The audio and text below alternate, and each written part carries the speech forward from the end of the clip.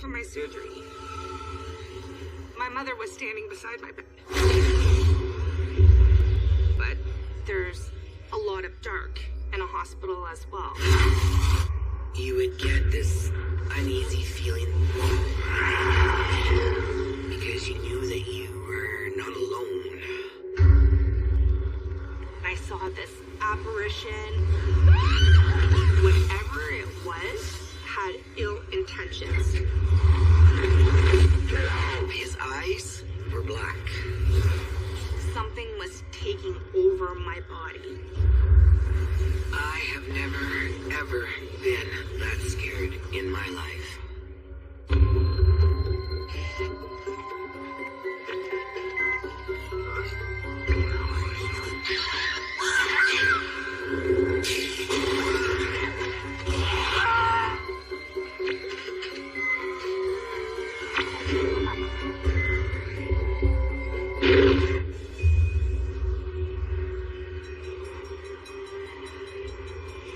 It's 2019 in a Canadian industrial town.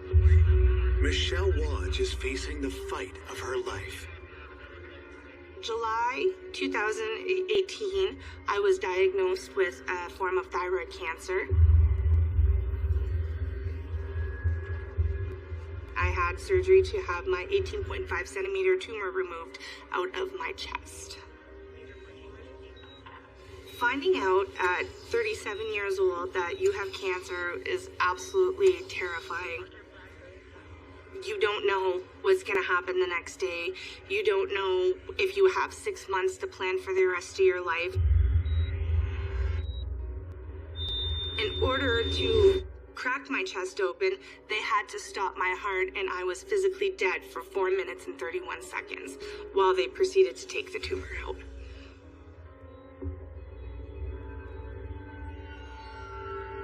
Six hours later, Michelle is in her recovery room. This is where it's gonna get really emotional for me because I haven't told anybody this. Except you guys.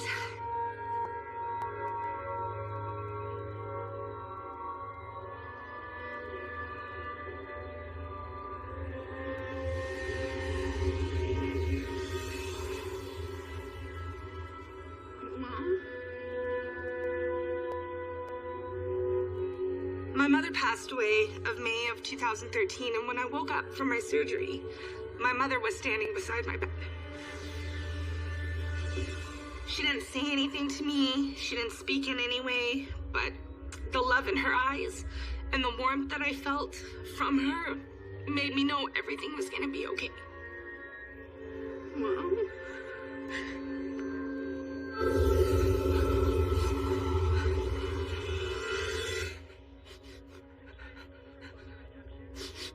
That was my first encounter with an apparition ever, but it wasn't the only one. Something in me and about me had completely changed.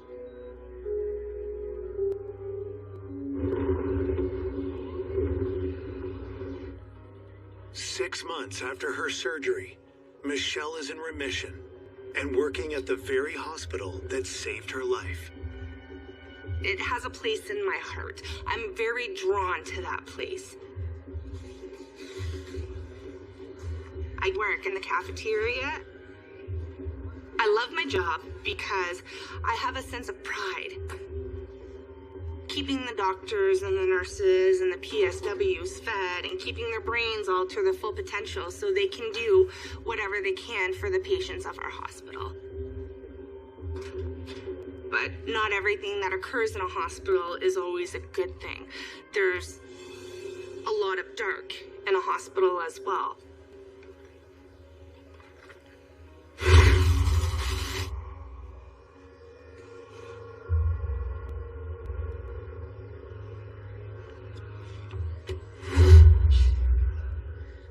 It was very, very early morning, and my supervisor and I, we were prepping for the breakfast rush. Where's the bacon? It's right there. I had set the tray of bacon on the cooling table in order to get prepped.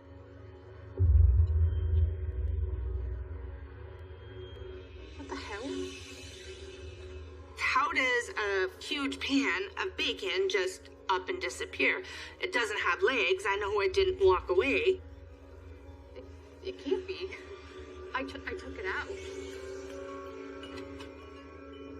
The tray of bacon is back in the warming oven.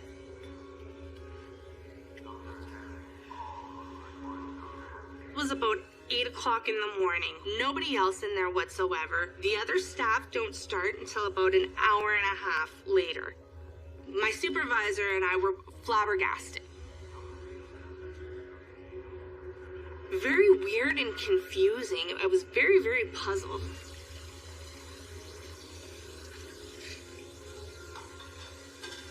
When we close the cafeteria at nighttime, the kitchen has to be in a certain pristine order. Everything has a place.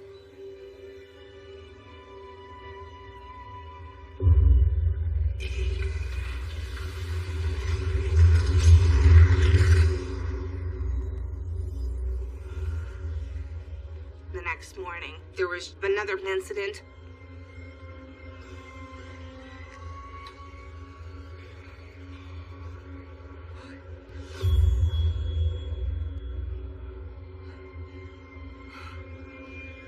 It was almost like somebody had flipped all the pots and pans upside down and they were stacked on each other.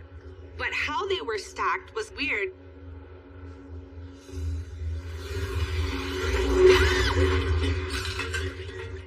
What the hell?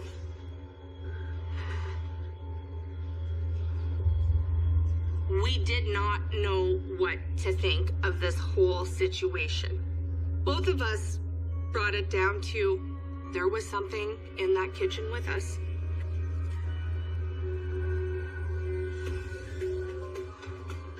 Something definitely wanted our attention. Maybe there was a message for somebody, maybe there was a message for me. I was definitely scared.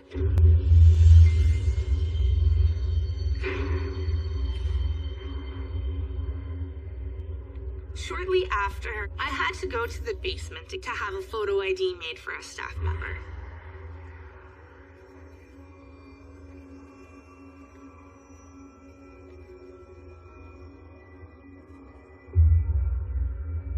The photo room also happens to be where the morgue is as well.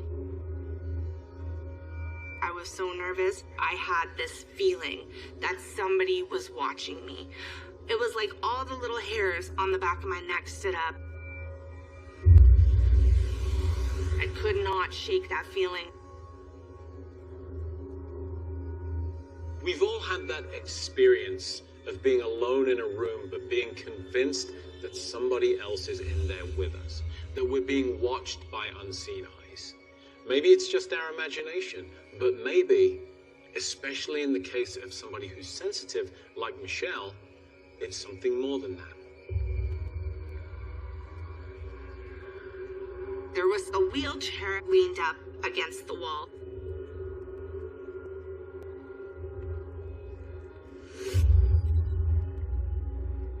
The wheelchair started moving very slowly.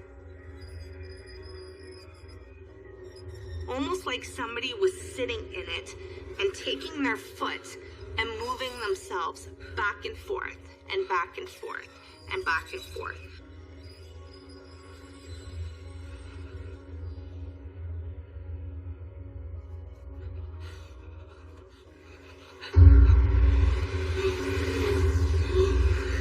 I saw this apparition or mass or thing or whatever you want to call it.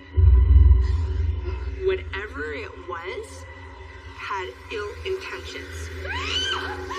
It was every single thing I have ever been scared of in my entire life. It was as black as night is the only way I could describe it. I was terrified.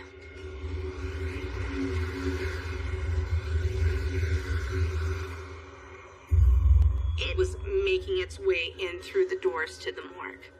This 7-foot solid black thing slipped through this crack. And I knew at that point I had to get out of there right away.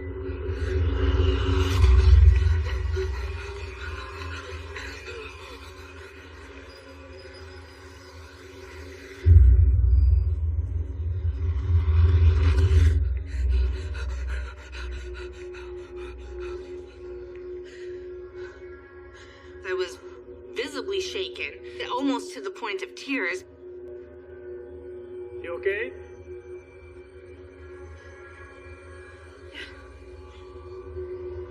I didn't say anything to him at that point because I couldn't explain what I saw or what I had felt. It couldn't gather my thoughts at first, and that's not me.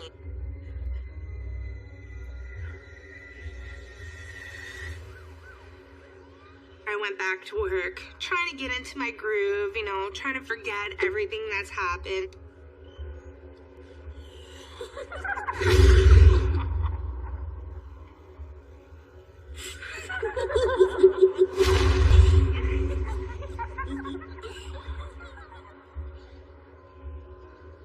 As I was coming out of the fridge, I could hear what I thought was a distinctive little giggle. Hee hee hee hee hee hee hee.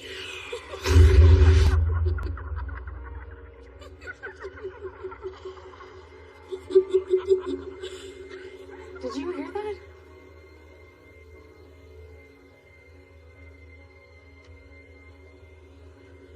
Nothing. I kind of brushed it off at first.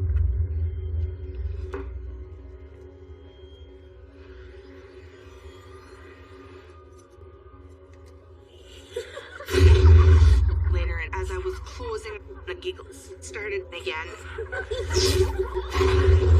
It was pretty much anywhere I walked in that hospital.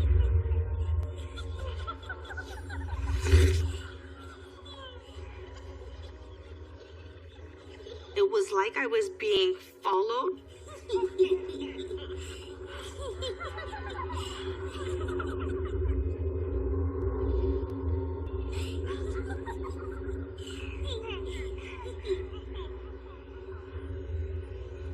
Next morning, it started again.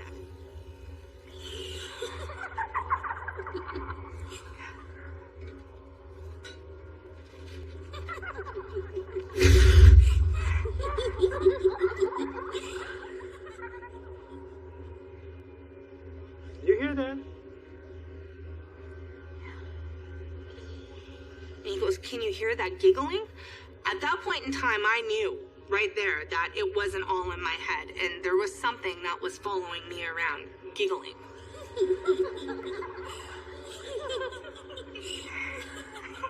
All these occurrences in the past couple of weeks happening, basically surrounding me, really had my red flags up. I really felt that something was specifically trying to get my attention.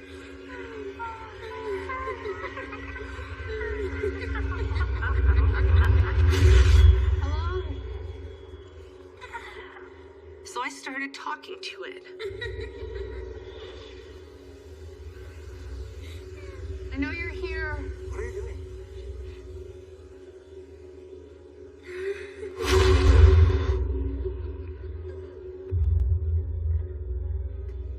I'm trying to find out what you want.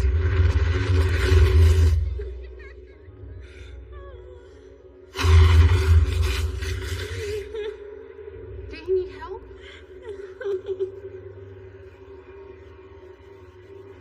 I thought maybe they don't know that they're dead. They don't know that they have passed on. And things like moving pots and pans and the giggles. Maybe this was somebody trying to reach out to me saying, "Hey, I'm here. I need your help." Dear Lord, a lost soul is here with me. The soul that needs your help to cross over. I said a little prayer, sending them into the light. Please help them. Help them find a way.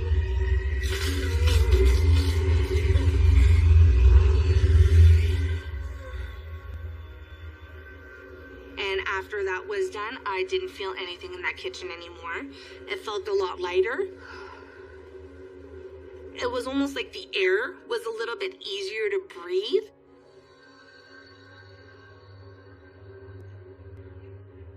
I sat in the cafeteria table on my lunch break and just tried to process my thoughts. And that's when I came to the conclusion, okay, Michelle, you got something here that everybody else doesn't have.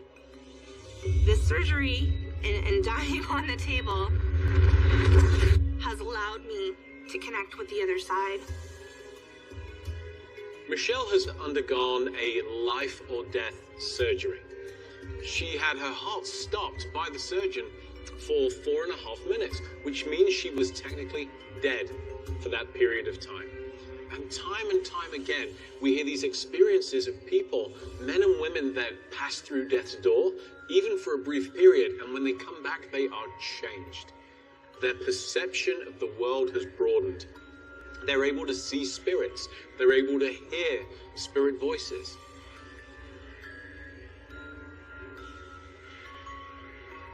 Once I confronted this spirit, I honestly thought that would be it. That would be it for the experiences that I've had at the hospital. And that's when I had the most terrifying experience of my life.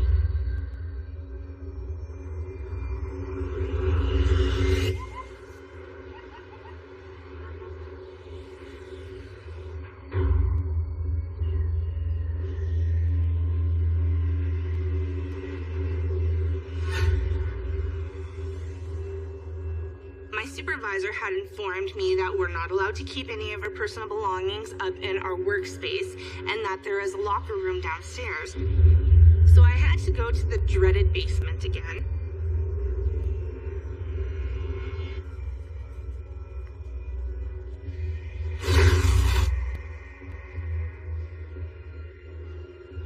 I could feel my anxiety rising. It's a huge room. There has to be about 1,500 to 2,000 lockers in there, if not more. This is the locker room for the entirety of the hospital.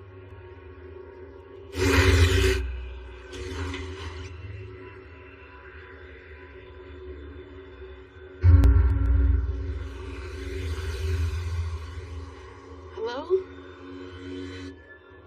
Is somebody in here? It was eerily silent. You couldn't hear the furnace, you couldn't hear the lights above, and usually with fluorescent lights, you will hear them zizz.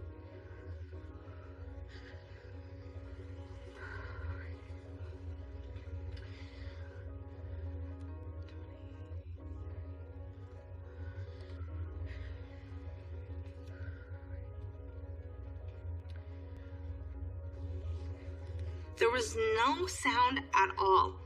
Nothing.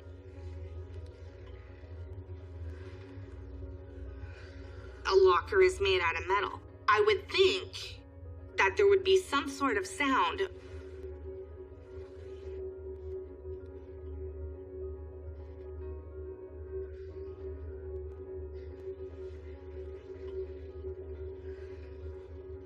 Nothing. Not a sound at all. And I started to feel really, really strange. It almost felt like something was taking over my body. Almost like I was being engulfed in a big cloud of fear. My heart was pounding out of my chest. The hairs on my neck were standing. My mouth went very, very dry, and I had this really distinct metallic taste, like having a mouthful of blood.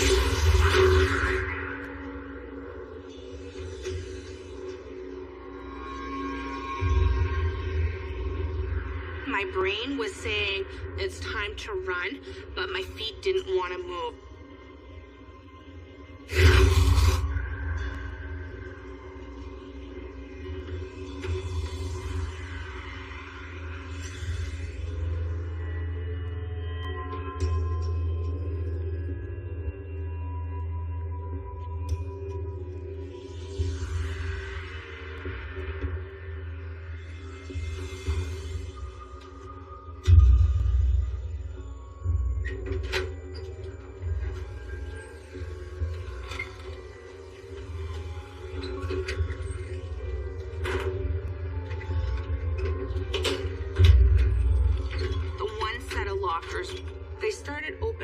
slowly, one by one by one.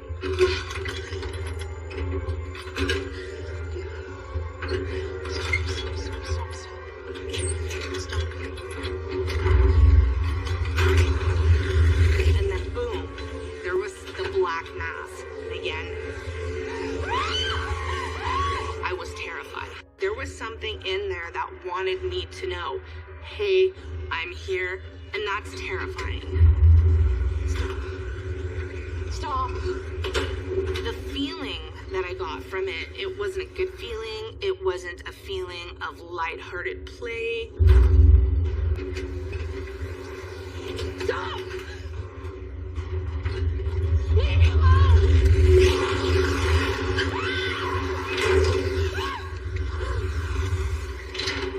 Whatever was in that locker room with me was not of good intention. It was evil.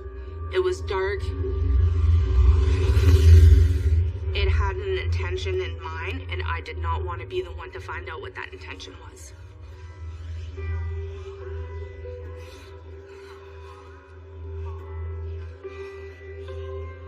I got out of there, and I physically cried.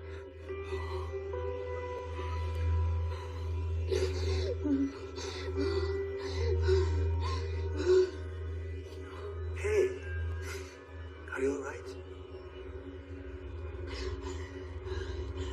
I'm never going into that basement again. What the hell happened? And from that day forward, I refused to go down into the basement. Anytime they try to send me down there, nope, you can fire me before I go back down there. That's how terrified I was. I'm willing to lose my job as long as I don't have to go back into that basement.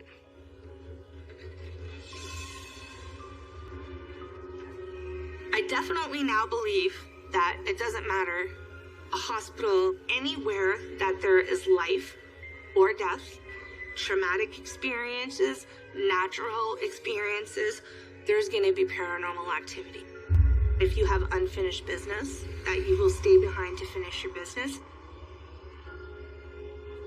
Usually every day, there's something that happens at work. I might see something or I might hear something, but that's become my everyday normal now. This is what I'm used to. This is what I'm subjected to. So unless anything feels malicious or dark or bad or evil in any way, shape, or form, I just embrace it, I let it go, and I say there's enough room here for the both of us.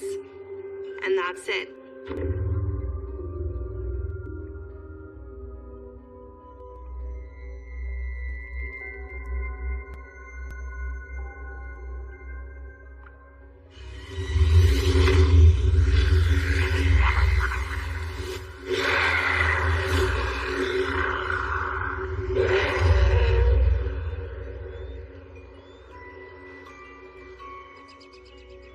At a group home for youth, May Gagne is starting her shift as a caseworker. And my duties include taking care of the clients of their daily routines, bathing, feeding, recreational activities. God, that is so gross. I enjoy making them laugh. Oh, no.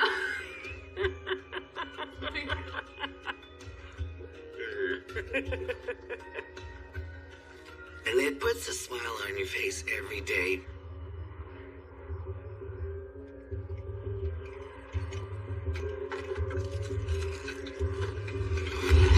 Screw you, Steve. I'll kill you for that. I spent my night shift with my coworker, and he was quite the character, and he would scare the crap out of me just because he thought it was funny to see me freaking jump. He was a riot. We had so much fun on night shift. But May senses that the facility holds dark secrets. The house is approximately 100 years old. The house had a weird vibe to it. It was creepy. especially in the basement. I hated going down there by myself.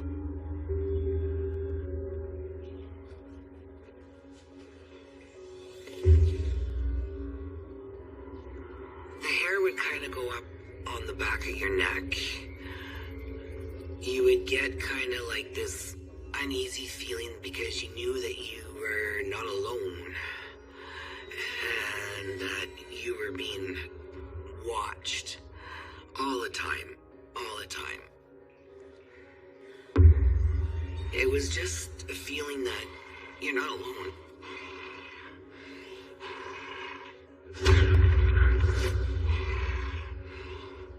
I could feel something breathing on the back of my neck. I started to shake, and I got shivers going up and down my entire body. The little hairs on the back of my neck were standing up, and it was like a tingling feeling going up into my head and over my body.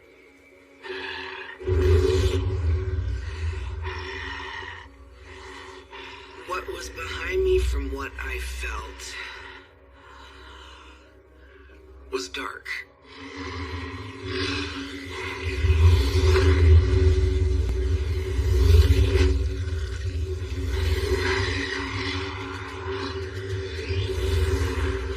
I saw this vision of a man, and he was very angry.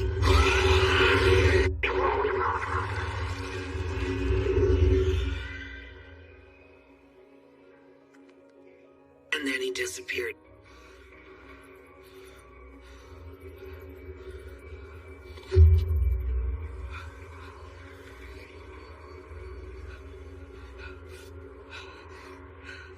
Boy, did I ever bolt it out of there.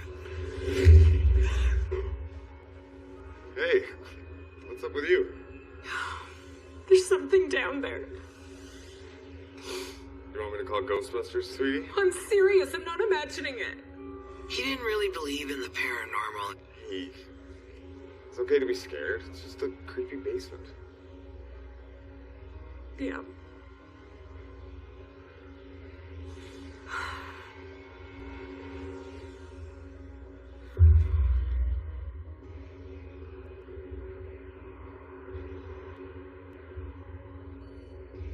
After all our work was done, we would end up watching ghost shows.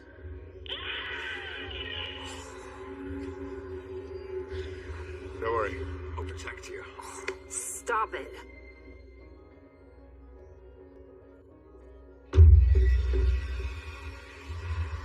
We heard knocking and someone running up and down the stairs from the basement. There's no way anyone could have got past that.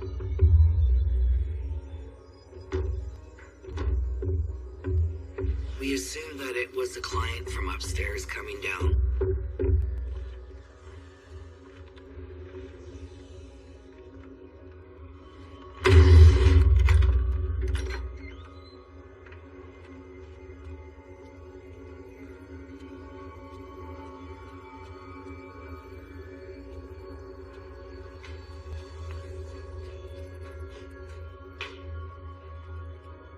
There's no one here.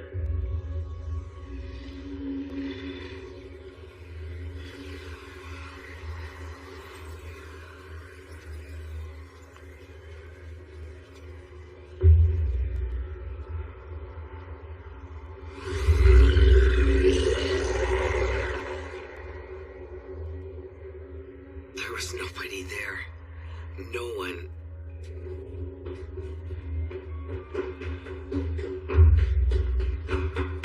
We could hear footsteps running up the stairs. And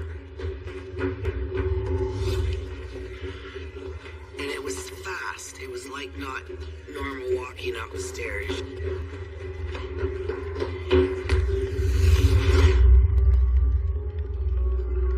You could hear the urgency in the footsteps going up and down, like someone was trying to get out.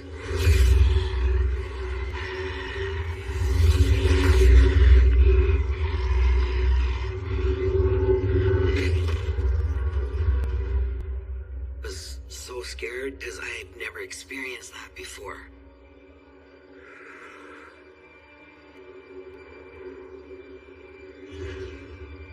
Despite feeling uneasy, May is unable to avoid the basement. I had to go downstairs because it was my job, and I had to clean the fridge. I was scared.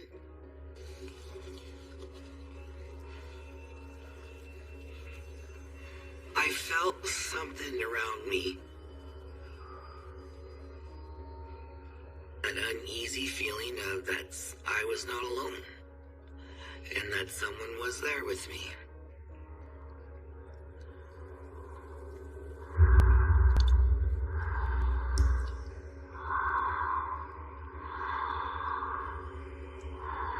I saw this young adolescent boy. Who are you? He just stood there.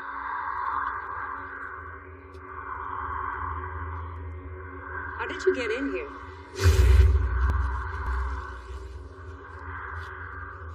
Are you okay?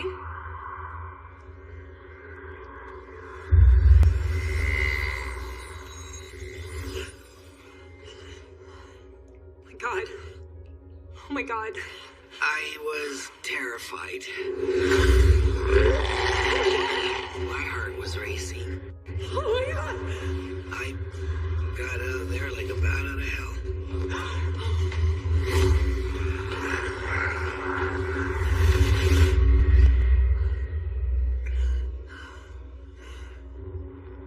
Despite the terrifying encounter, May continues to work at the group home, but things are only about to get worse.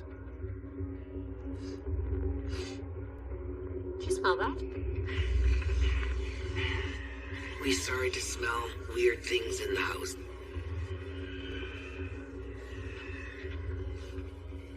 Yeah. What the hell? And it kind of smelled like rotten eggs. It was a smell that it was like, what in the heck? It smelled like something died, really.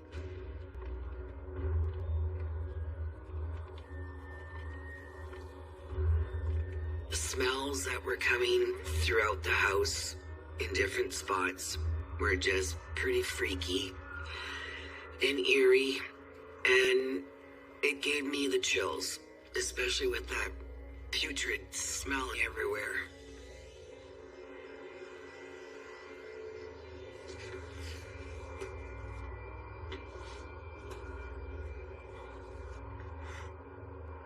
I was very nervous, and we had completed all of our chores early, and it was about 3 a.m. in the morning. What the hell? God. There was this weird sound coming at full blast from upstairs. I turned to Steve and I said, "Oh, client upstairs playing his wonky music again." It kind of sounded like wails. And it was like coming through like the walls. Charlie!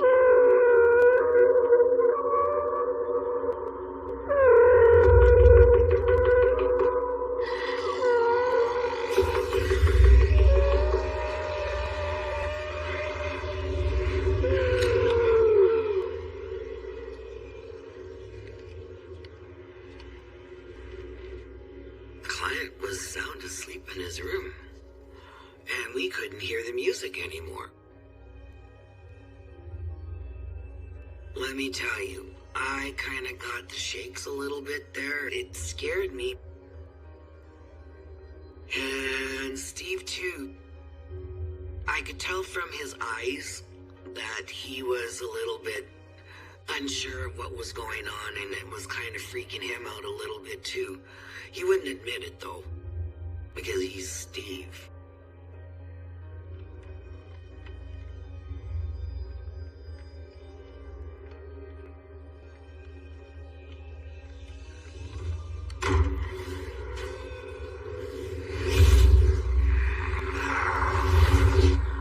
I was kind of hoping that it was going to shift, but I was wrong. Things were getting worse and worse. The female client, all of a sudden, I heard her get quite aggressive verbally. When we went upstairs, the goosebumps instantaneous came over me. The rapid heartbeat, the uneasy feeling the air within there was heavy and cold.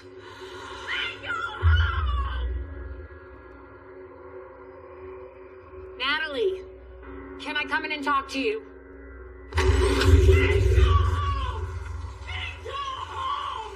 She opens up the door and she says, May's going home. Steve's going home. She was not in her normal state of... She wasn't her. All of a sudden, I heard music at full blast. Charlie!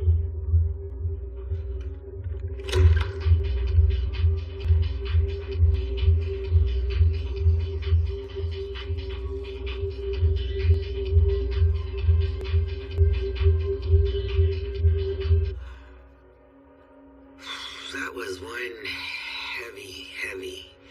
heavy air in there. Charlie?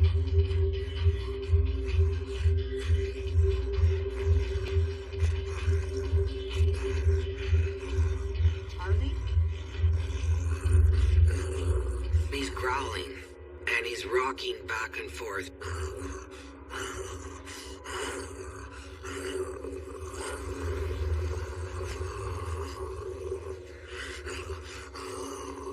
Charlie! His eyes were black. Charlie! I have never ever seen black eyes before.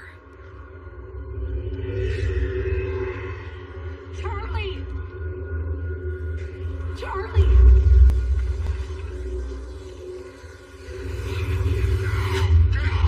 I was petrified. Charlie! Charlie!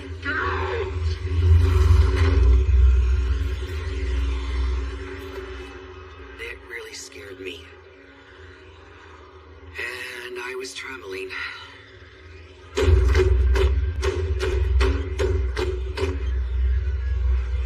I just wanted to get out because I was so scared that I didn't want to be there.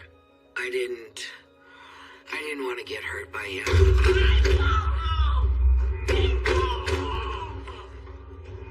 This is insane! I knew right then and there that it was that dark presence, not man, from the basement had affected him.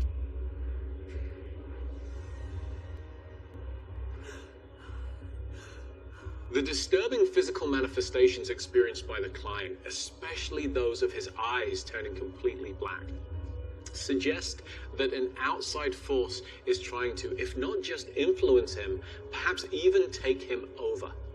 Desperate for peace, May looks for the cause of the dark disturbances. I came to learn the history of this house. There was the former staff member who worked in the house. He was taking care of the children. He was the one that was administering the medication to them. He over-medicated them and they fell asleep and they drowned in the tub. And that is who I felt was that dark presence in the basement.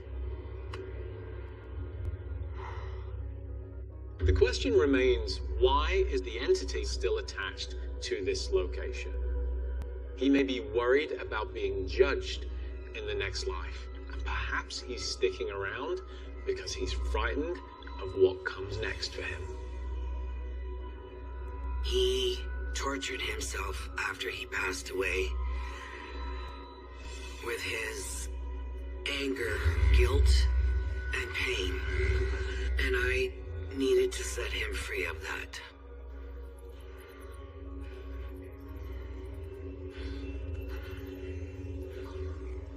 I have never, ever been that scared in my life.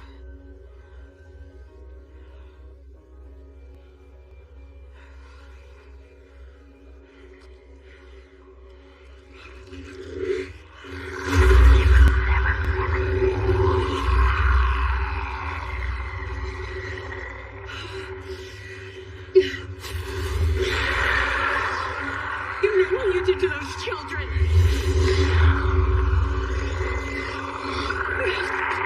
To forgive yourself. I forgive you.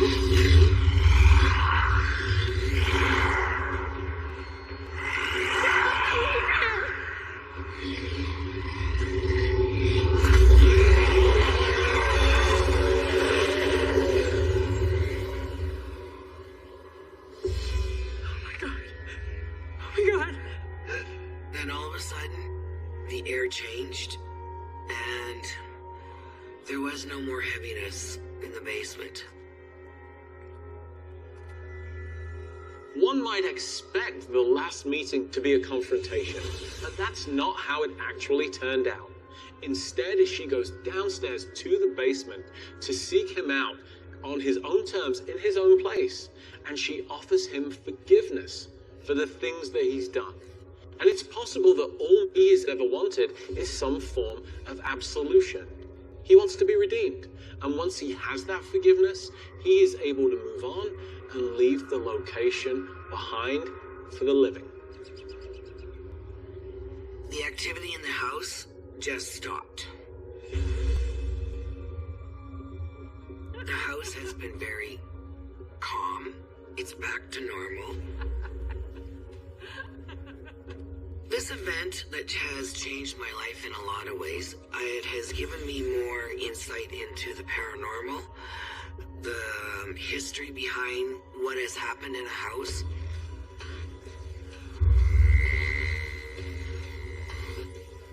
I do have a respect for the dead, and I do feel that some of them, not all of them, can turn around and go towards the light.